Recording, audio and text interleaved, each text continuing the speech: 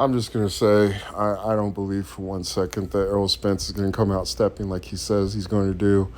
Um, this guy, you guys talk about Crawford getting hit.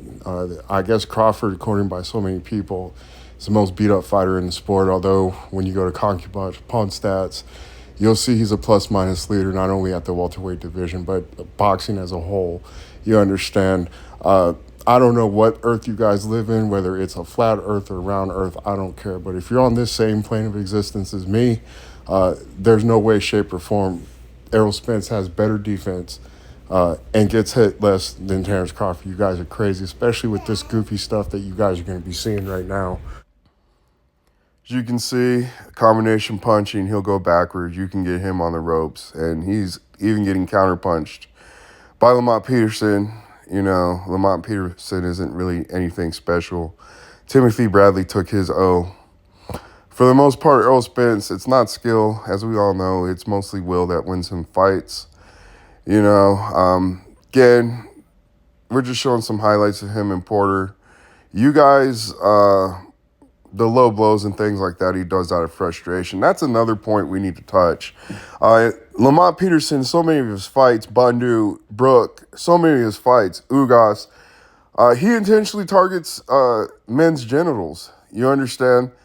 You see that nice little genital shot there, but it's part of his game plan, and it's something that Terrence Crawford's going to need to really look out for. We're being real here. I'm not even trying to troll you guys right now. It's a part of his game plan. The Sean Porter fight, when he was getting really exposed, we saw that, specifically for like a round and a half, rounds 3 and 4, before the ref finally stepped in and gave him a hard warning. These are just highlights of Spence, how he gets countered off the jab a lot, and you'll see it in a lot of fights. You also saw it the clips with Lamont Peterson. It just happens to him a lot. His head's still on the line. This isn't the only types of sequence that his head's in the line as well, guys. I understand you guys try to call him Timothy, Tim Duncan. Timothy Duncan is what I used to call Tim back in the day. But, you got a lot of bad habits, man. And I don't know if you're as fundamental as the fans try to say. And again, we've already talked about this jab and other stuff, but, these clips, man, they speak for themselves, guys. You never see Terrence Crawford get done up like this, and none of you will be able to provide a montage on this level displaying Terrence Crawford getting beat up. This doesn't even include the Ugas fight. This doesn't even include any of the sequences where he spit his mouthpiece and turned his back. Again, I understand people say that Spence is Terminator durable and he's got this dog in him. It's not so much getting the mouthpiece knocked out of your mouth that I'm concerned with. It's the fact that you turn your back in fights, guys. That's a true sign when you turn your back, that you're really not, that guy, you understand. In the animal kingdom, when you turn your back, that's submission, guys. So again, we can't label someone a dog who does that type of stuff. Although he is, with the right opponent and, if he feels like he's going to win, you see him be gung-ho and things like that. But he gets exposed in those little moments. And those little moments are telling, again, this is him just with his inaccurate punching. This is actually the knockdown where he held his head. Sean Porter kept his eyes down and head down, so he wasn't aware of Spence. And that was a good sequence that Spence caught him with, head control. Come with that shot there, which got Porter's Kevis, or glove to touch the Kevis. Good job. So don't say that we didn't try to sneak in some highlights on your dude during this little reel.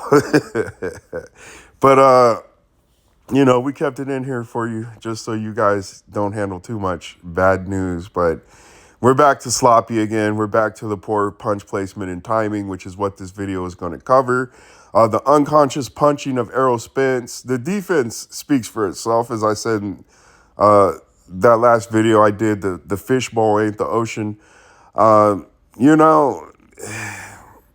Guys, I don't know. You make too many mistakes in your fights. You can't do this type of stuff versus Terrence Crawford.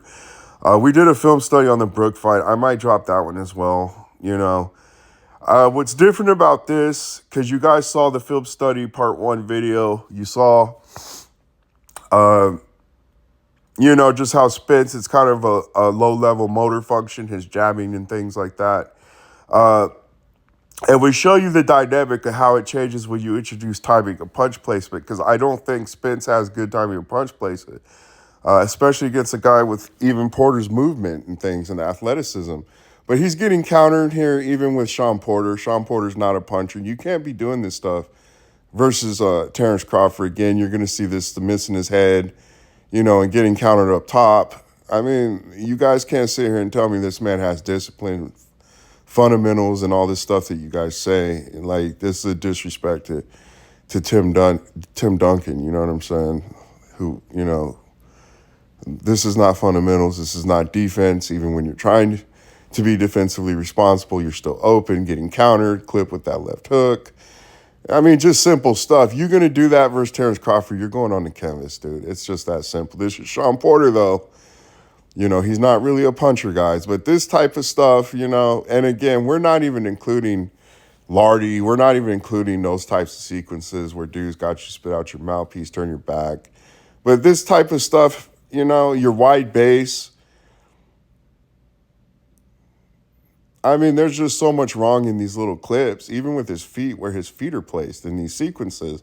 And when he does this stuff, he tries to do a jab to the body, and he's almost doing the splits, guys. You can't be doing this type of nonsense versus Terrence Crawford, and your head's still in place. That's what I don't understand. His feet will go wide like a split if you guys actually watch this dude, but his head will be like in the same place. Like, I don't understand that. But again, you show him aggression, things like that, he's just going to freeze up. We all know he can't handle combination punching. See what I'm saying? Just getting that body done up. And this is Sean Porter. This is a man who just lands pecs on people. All right, guys, we're heading to the first round. You're going to see immediately just the impact of timing and punch placement has on offsetting Sean Porter. You just saw a clean jab land right there. And keep in mind, this is the same footwork, the same pillar steps, jerkiness that Porter presented to Errol Spence. In their fight, clean jab again, landed right there. And it all has to do with just timing. Sean Porter can do all that jerky shit that he was doing only once. You know, Brook is keeping composed, holding him, not letting this dude land effective punches, even if he is landing his little fucking mosquito bite punches, as Danny Garcia stated a couple days ago, guys. Again, this is all just ineffective aggression. You're making a rough, ugly fight because you know you can't do shit from the outside. That was not the case with Errol Spence. Sean Porter was definitely comfortable lunging in and doing his shit, and it was far more successful against Errol Spence. Look at that lead left hook counter as Sean Porter's lunging in. Again, timing, punch placement. It's a whole different dynamic to the equation.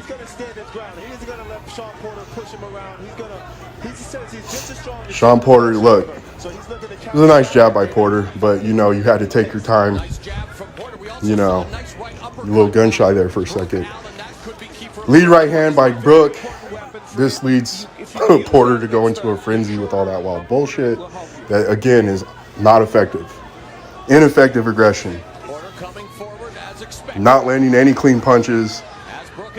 You got Brook into the corner now. Brook, look at this.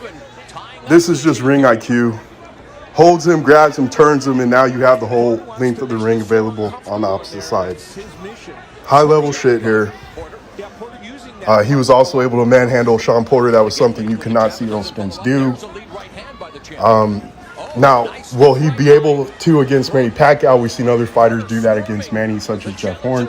We'll see, you know. But I think if Manny's landing punches, hitting him always presents a problem, I think very similarly, he's not going to be effective to bully Manny Pacquiao as people think. Especially with Manny having the faster hand speed, and he hits harder than anyone Spence has ever fought. Yes, that includes a fucking Kell Brook, who was coming off a loss and moving down 2 weight classes. Lead left hook counter again by Brook. Hold, making this guy ineffective. Your little mosquito bites, as Danny Garcia would say, aren't doing shit to Kell Brook. Both guys sizing each other up. Porter coming with that same bullshit, having no success. Brook's just holding you again. You're not doing much, but landing the occasional punch to the back of the head. There's nothing you can really do. Timing, again, punch placement. is all you need against a guy like fucking Sean Porter who lunges in. You saw that excellent fucking lead jab. I don't think the right hand landed. We'll see. I know. But look how good that fucking jab is. Now, you've already seen the difference when I showed you in film study part 1. Errol Spence's jab being nullified by Sean Porter's bullshit. Why didn't he get any highlights with his jab for all those guys that still claim that this guy just has this one fucking jab? It has everything to do with timing and fucking punch placement. And we're going to show you even more what I'm talking about. We're going to show you parts of the Mickey Garcia fight. And you're going to see just all this wasteful, non-impactful punching that Errol Spence is fucking doing. You understand? I really feel this video is pointless, and quite frankly, I've said mostly everything I needed to say in the film study part 1. But this is a clear, important factor to this fight: timing, punch placement, hand speed, counter punching, the ability to actually punch effectively, unlike a guy like Sean Porter, a guy who's known to waste a bunch of his punches. Look at that fucking nice crisp jab. It sends Sean Porter into another frenzy of ineffective work, wasted energy, nothing effective really going on, minus the punch to the back of the head. Coming in wild, missing that fucking lead left lunging fucking haymaker hook that you would throw on Fight Night Champion. Get jabbed again, timed. You're coming in more wild. We're just gonna hold you, rinse, repeat, time your dumb ass lunging in. You know, and this is the game plan that basically gives you the W basically all night. It's pretty simple game plan. Look at the lead right hand. Porter can't do shit. Frustrated. Jab almost got there, but it was on point. You know what I'm saying? It was within the vicinity. Now this time Brook fucked up. Fucking went for a crazy lead left hook lunge, which he shouldn't have done. He should have just waited, been more patient. But still, this is still his round. He's easily won the first 2 fucking rounds. Sean Porter's wild ass again, showing just how ineffective he is. Nice clean jab. Almost caught you with that clean straight right. Lead left hook hold. You can't do shit but try to fucking do this dumb shit. Fighting in the clinch with non-effective punches. Look at that beautiful lead right hand. Timed him perfectly. How many of those did you see Errol Spence land on, Sean Porter? Look at all this dumb shit. They're dancing around the ring now, do-si-do and all this nonsense. Sean Porter can't do shit. Hold. Time you coming in. Rinse, repeat all fucking night. Headbutt. He's got a cut on his fucking left eye. Sean Porter with that nonsense. And this is Sean Porter who doesn't know how to lose yet. This is undefeated Sean Porter.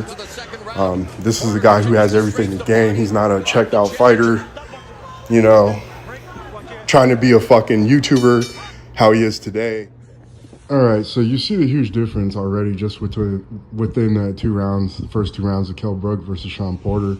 And just compare that to my first film study when I showed you the first, couple of rounds versus Sean Porter versus Errol Spence, the difference of what timing, punch placement does to the fight, to the whole dynamic. Again, Kell Brook, Sean Porter was more of a chess game, although one guy wasn't playing chess, the other guy was playing checkers. Errol Spence versus Sean Porter, again, the analogy I made, you have 2 drunks on a boat. They're in the middle of the fucking lake. They both fall off the boat, and they're both just trying to fucking wrestle each other and shit, basically damn near drowning each other. Then one guy being a clear winner. You understand? Now, we're going to get to how you guys overrate Errol Spence's punch placement, timing, his skills, everything else. Again, you dick riders ain't going to like this fucking video. And I'm not going to change my stance to satisfy you. And again, majority of you know that just, new subscribers, people who've been following my channel, I'm not the biggest Manny Pacquiao fan. It's not like I'm trying to suck his dick, and get his people to subscribe and become a regular on my channel. Again, I'm not doing this for clicks, views, and likes, people. I'm just here to fucking give my opinion. But we're going to get into this Mickey Garcia fight, and you're going to see exactly what the fuck I'm trying to explain to you guys. Here we go. We wanted to fill him out through the rounds and, see how he was going to come. And then the 4th round, I feel like I could get him. But I didn't get him the 4th round, so I, went back to throwing my jab and picking him off, and then I tried to go get him again. And, I just couldn't get him out of there. So, I tried to press on the gas, but you know, it wasn't a man down tonight. In that seventh and eighth round, that's when you really try to put it to him. It looked like you was really trying to dig deep with body punches. Yeah, I was trying to stop him, or either his corner stopped the fight, but they wasn't budging. I was like, damn. All right, here we go. Again, you're just going to see a lot of this non-impactful punching, muscle memory, motor function, inaccurate punching, a lot of non-impactfulness. Now, granted, this is the first couple rounds. You know, these are always fill-out rounds, but at the same token, you saw just from the Kell Brook versus Sean Porter, Kell Brook was already able to seize moments, time Sean Porter, get him to, as he was lunging in, land some nice clean punches within the first 2 rounds. Errol Spence, again, as I said, this is just muscle memory, mostly low-level motor function, you know, like I said, stirring the eggs, you know, before you throw them in the pan. Doesn't require much effort, much conscious effort. You know, you're not going to put your full effort, energy into that. You know, boxers with high ability that know how to time, they can time guys, you know, they can judge their head movement and things like that, anticipate where they're going to be and throw that punch and make their punch meet their opponent's head. Here, you know, this is, even in film study part 1, I showed you this a lot. It's just an unconscious act. It's more of a distraction than it is a pinpoint surgical tool, you know. It leads to more distraction. His most effective work is basically the body work, you know what I'm saying? But he leaves himself open all the time. His head is in the same spot. He gets countered a lot, and he is the counter puncher's wet dream, Errol Spence is. This is just to show you just the unconscious nature of his punching, timing, punch placement. It adds a different element to the ball game. That's when you really, you know, Spence, he'll break a guy just with pure volume, will, stamina, things of those nature. It's not really having to do with skill. It's more so due to physical prowess, just like in this fight versus Mickey Garcia. He's not hitting Mickey Garcia with anything that Mickey's not able to see. You understand? And the punch stats, I know they go ape shit. He landed somewhere upwards like around 350 punches or some crazy shit. Fight Night champion stats, which is crazy. In MMA, I like their format because they have what they call impactful punches, and I think that's something that boxing needs to incorporate as well. But again, boxing's getting to this point where it's praising effort and, you know, output more so than effectiveness and clean shots landing. And again, Manny Pacquiao, when you look at his opponents, he beats these motherfuckers up. Spence, you landed 350 punches, however you want to cut it. Mickey didn't have to go to the hospital. Mickey was never concussed. He was never out on his feet. As you guys saw, as that little clip I snuck in for you dumbass Errol Spence dick riders, Errol Spence, by his own account, said he tried to knock out Mickey Garcia multiple times. That whole round was a non-impactful round, wasteful as fuck. You know, what I do give Errol Spence, though, he's more of a rhythm fighter, and the way he tries to trick fighters, his opponents, is he sets up a rhythm. And as I've stated in the first film study video, he'll go off cadence, and that's when he gets tricky towards opponents, but that's when he has them kind of chopped up a little bit, chopped down, you know, at their trunks a little bit. They're worn out, they're tired, you know what I'm saying? His physical prowess is great, but his basic way of landing punches, it doesn't come till later when he already has guys somewhat tired, broken down. And like I said, he'll go off cadence. You know the jab's coming, but instead of the left hook coming up top, he'll go throw the left straight to the body, and it throws opponents off like that. Another thing that Errol Spence has that is effective, he does have head control. And that is a sign of a good fighter. You know, a lot of greats have head control. Floyd Mayweather, Andre Ward, those type of guys, B-Hop, you know, they have great head control. And Spence, he does, you know, with his lead right, he'll hold down on a guy's head and then he'll sneak in the left. You'll see him do shit to that degree. But for the most part, again, in my opinion, this guy is for the most part a basic, straight up and down opponent. If you show him aggressiveness, again, it breaks any kind of bullying he wants to do. Like I said, we've seen Manny Pacquiao bullied. And I'm not really commentating too much on these rounds because there isn't nothing really going on. This is the same unconscious punching that Errol Spence, what I've been telling you he does. He gets countered a lot. And again, if you're aggressive, he won't throw punches and try to exchange with you back. He'll just do that step back bullshit that he does. Manny Pacquiao does need to watch out for the step back counter left. That is, Spence could maybe use that against, Manny's aggressiveness against him, get him to walk into a punch, which will assist Errol Spence's power especially when you can have an opponent walk in and make the punch more effective. But here you go, you see he actually put a combination together, and Spence ain't going to do shit. You know what I'm saying? Again, these are the early rounds. These are the fill-out rounds. But again, this is a fight where Errol Spence threw over 1,000 fucking punches and supposedly landed 350. Again, if he was an effective puncher, like even a guy like GGG, when he has opponents against the ropes, a lot of his knockouts are when his opponent's on the ropes, but he can throw a punch where his opponent isn't going to anticipate it. It really hurts him and fucks him up. I don't see Errol Spence, other than going to the body, have that ability and showcase that ability inside his fights. This was a 2 quick, easy rounds, but you've seen all the wasteful punches that were thrown in here. Nothing impactful at all. You saw this in the other film study as well. It got to the point where this dude had to actually target Sean Porter's balls and things of that nature. He does that a lot in his fights, even against Lamont Peterson, even against Bundu. If you guys do your fucking research. Again, I'm not here just to straight hate on your dude. But you can see here, same old deal. He's susceptible to getting countered, especially after the jab.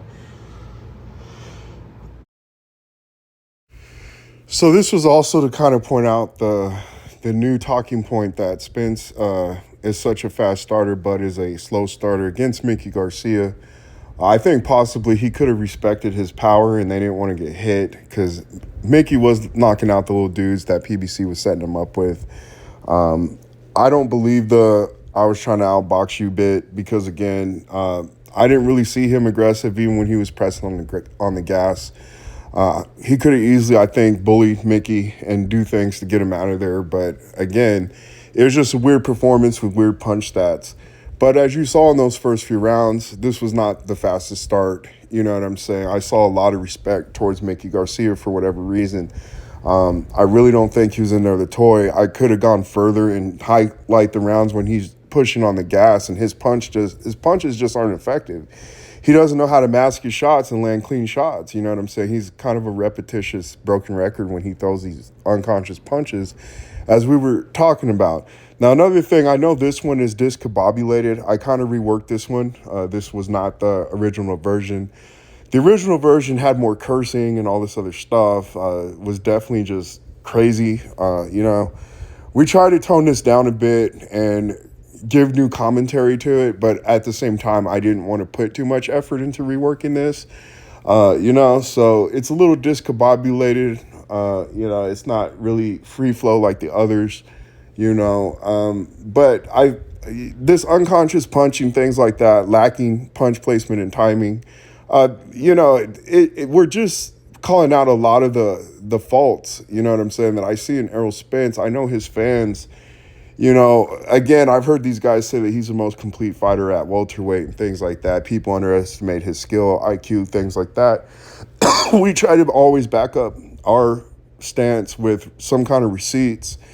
Again, early on in this video, we went over the defensive part. Again, I don't understand how the Spence echo chamber can sit here with a straight face and tell people that Errol Spence is better discipline, better fundamentals, and has better defense than Terrence Crawford. We showed you a C-level fighter. We showed you a compo, how he was able to take advantage of, starting to just throw combination punching off this dude's jab.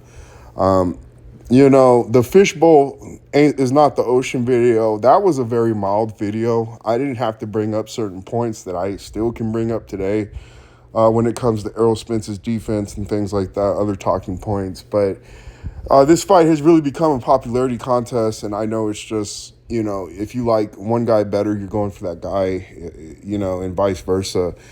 But we try to be somewhat objective on this. When I give a one-sided opinion on this, I think there's a reason for that. We don't sit here, show you film of this dude's jab really not doing nothing. And I try to combat if you think I'm just coming off as a hater. You know what I'm saying? We're really backing this up. I don't think the jab's going to be effective against Terrence Crawford. Again, especially he doesn't recover quick enough, getting his weight distribution get balanced back again, he's going to be pretty much like having cinder blocks on your feet after those moments. And again, we've called it out in other film studies where his momentum, because the weight's on his lead foot, he's either going to have to keep going forward or he's going to have to do a step back. The step back early on in his career, when he was taking care of himself better and things like that, he was able to maintain that for longer. But we saw in the Danny Garcia fight, those legs weren't holding up that well. And Danny was starting to catch him towards the end of the fight. He buckled him like in the 8th round. It was like at the end of the round. And then, of course, he caught him with like a right hook that got him to spit his mouthpiece and, knock out his mouthpiece and turn his back again. But Danny was starting to catch him towards the end. Another key fact you guys need to understand about those fights like Danny Garcia and Ugas, both guys were able to actually find Errol Spence's body quite well in those fights. You know what I'm saying?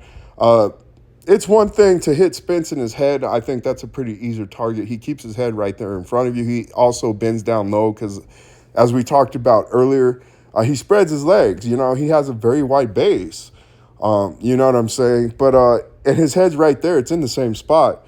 But he likes to bend low. So even if he does have the height advantage and things like that, size advantage, he's lower than you are, even if you're a smaller fighter, and that head is just right there.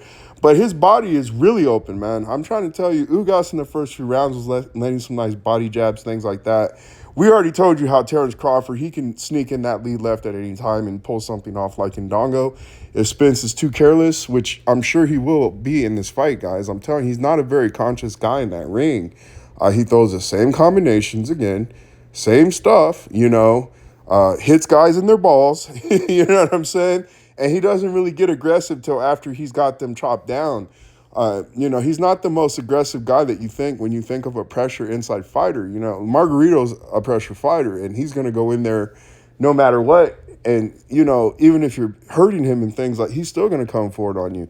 Spence, again, he's going to block, show up. He's going to freeze up on combinations, things like that. I understand it's not what you Spence fans want to hear. I understand I'm attacking your hero because I'm not bigging him up.